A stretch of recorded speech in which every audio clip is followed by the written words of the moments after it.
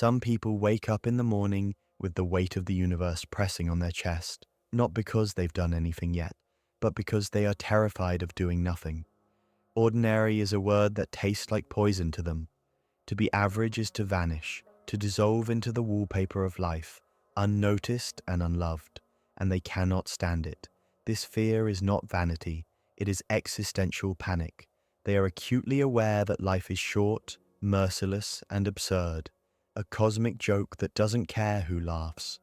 The world hands them anonymity on a silver platter, and their soul recoils, so they invent themselves loudly, dramatically, compulsively. Grandiosity becomes armor. Ambition becomes a ritual. Every act, every word, every Instagram post a desperate declaration. I exist, I matter, I will not be forgotten. So, their conclusion is that survival means performance.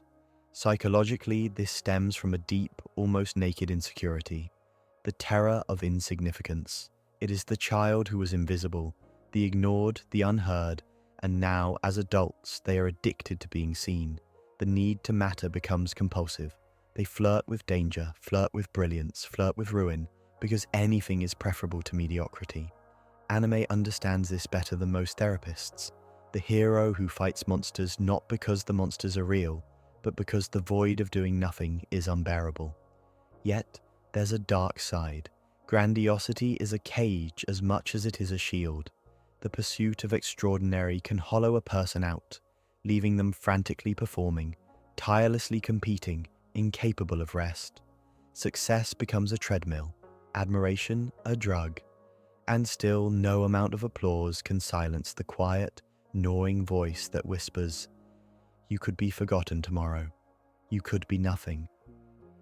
The cruel irony is this: fear of being ordinary drives brilliance, creativity, and courage, but also anxiety, isolation, and a subtle, corrosive despair.